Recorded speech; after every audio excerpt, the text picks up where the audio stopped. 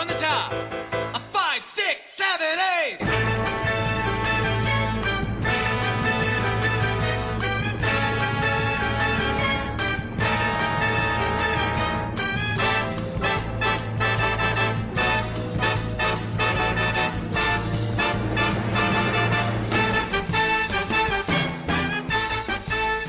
Up until COVID knocked us out, we were we were ahead of all of our projections and really trending toward a ridiculously successful season, financially speaking.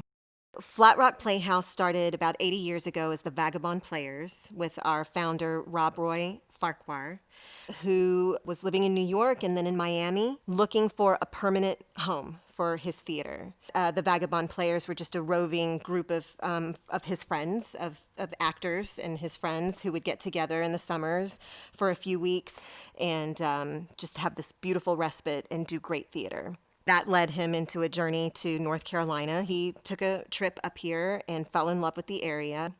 World War II hit.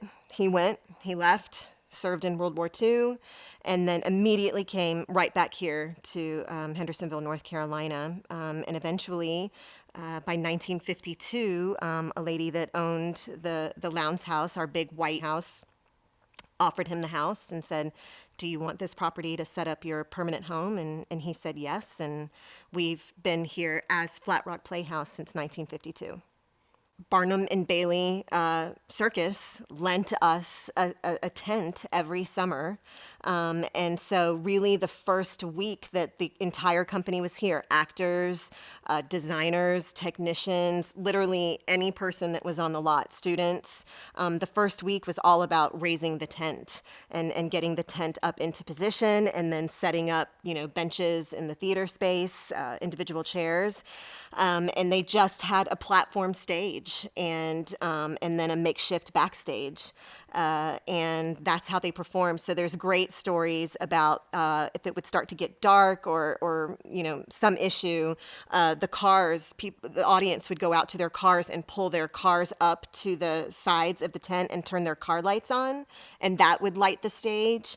There's this great story of Leona Farquhar, his wife, who was they were joint founders.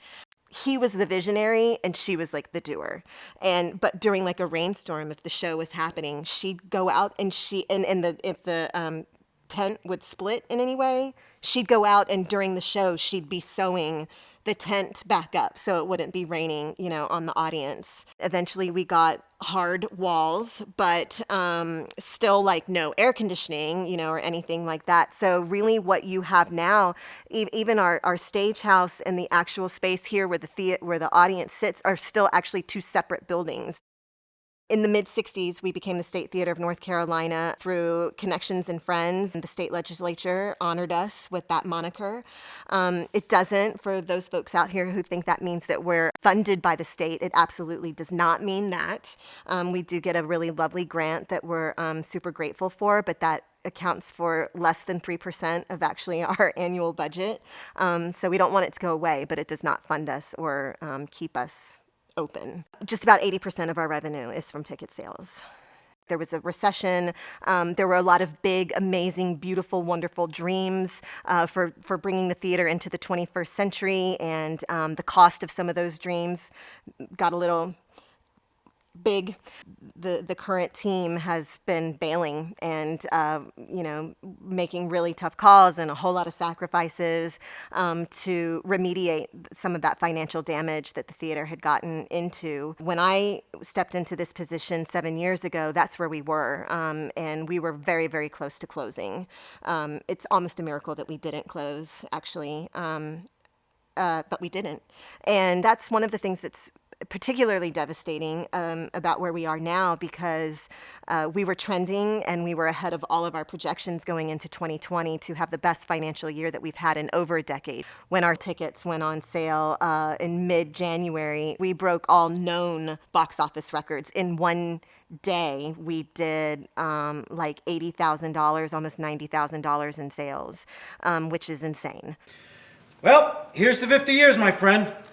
And may you not spend one more without female companionship. Don't start with this again. I'm serious. The fact that a man has to be taken out on his 50th birthday by a friend, and a male friend, no less, there is something deeply disturbing about that, I'm Bill. fine. No, you're not fine. Not yet. But you soon will be. What's that supposed to mean? Happy birthday. What's this? Open it. You got me a present? Yeah. Why are you spending money on a present? Dinner was more than enough. Oh, come on now. I'm a successful novelist. I can afford to buy my best friend in the world an expensive birthday present. Now open it. Well, thank you. And you're not that successful. It wasn't that expensive. The love list. 10 qualities I'm looking for in a mate.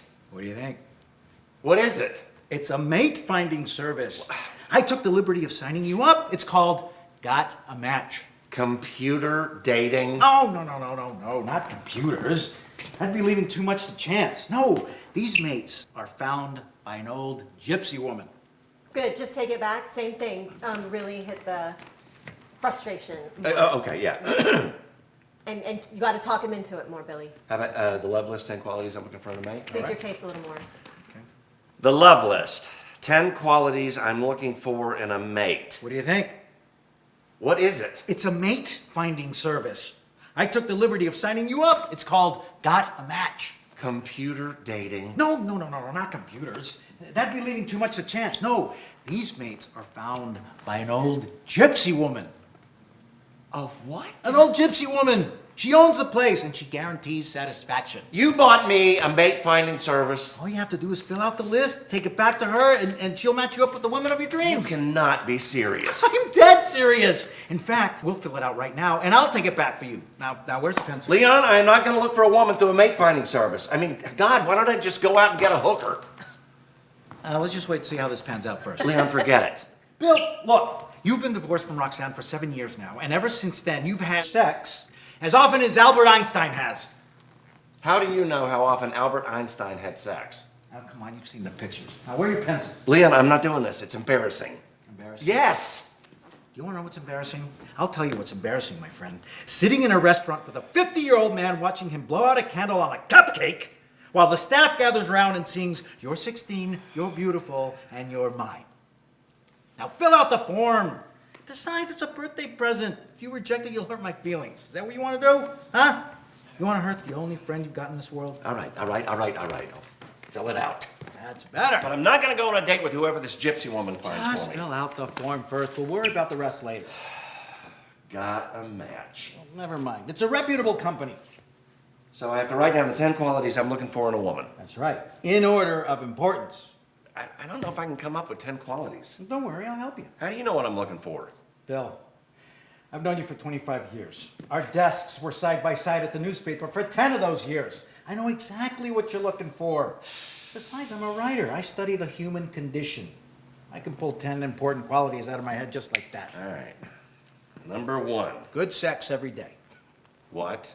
Good sex every day. Good sex every day. It's very important. You want a woman who loves good sex every day. And that's number 1. Definitely. Not strength of character, perhaps? Kindness? Intelligence? Bill, have you had incredibly good sex every day? I didn't know it could be bad. Good, guys. Nice. Excellent. So when COVID entered the picture, like all of us, I think we had no idea really what was going to happen. We just knew that we had to shut down. The governor said you have to shut down. And so we were in the middle of the opening week of our kid show, Charlotte's Web. And we cut shows, we rearranged shows, and we planned our season to open in July, and by rearranging how, the lineup. By the end of May, that was done. And we knew that we were going to have to be closed for the whole season, and that financially it made the most sense to, unfortunately, furlough the greater portion of our people, cancel the contracts of the seasonal technical employees that were about to start arriving, and sort of pull everything in, and push our 2020 season to 2021 and figure out how to ride the wave. We had to make the call very early on financially to retain as much financially as we possibly could in order to have enough to get us through the end of the year so that we had something to open with for next year. Broadway is closed till 2021. The West End in London is closed till 2021. Now we don't look quite as maybe crazy to people as we might have looked in the beginning. And so, so now folks are like, oh, wow, you guys were prophetic in, in your decision making. And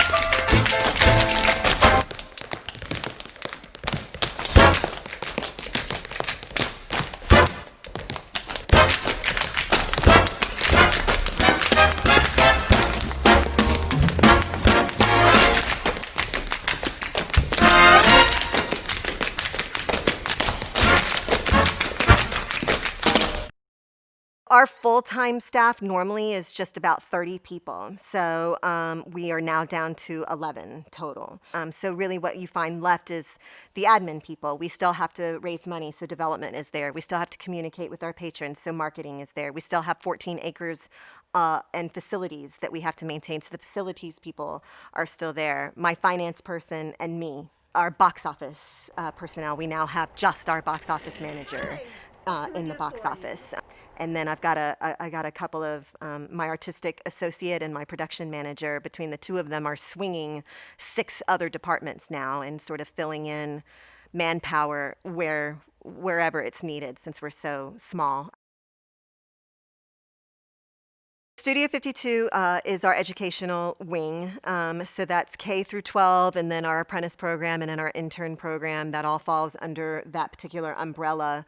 And actually, Studio 52 is really what we're pivoting to. Our focus ultimately will be Western North Carolina and then the state as the State Theater of North Carolina, right? That's the progressive dream. But we're going to start right here in Henderson County. Teachers are heroes and the parents are heroes, and they got through the end of last year pretty well, but we want to help start a whole brand new year by offering ancillary tools that are really fun and allow us to help support their content through theater mechanisms and theater games. The best case scenario for us looking into 2021 would be to start producing as early in 2021 as possible. We're really proud of the last 7 years of bailing water that we've done, because it's put us in a position where we're able to weather almost an entire year without producing anything. If this had happened to us 2 years ago, we wouldn't have been able to survive this long. So I'm really proud of that. But it runs out, right? It's anybody's kitchen, dining room checkbook, right? No money coming in, only money going out. That equation has one ending. So we've got to be able to produce really soon in 2021, or it gets scary.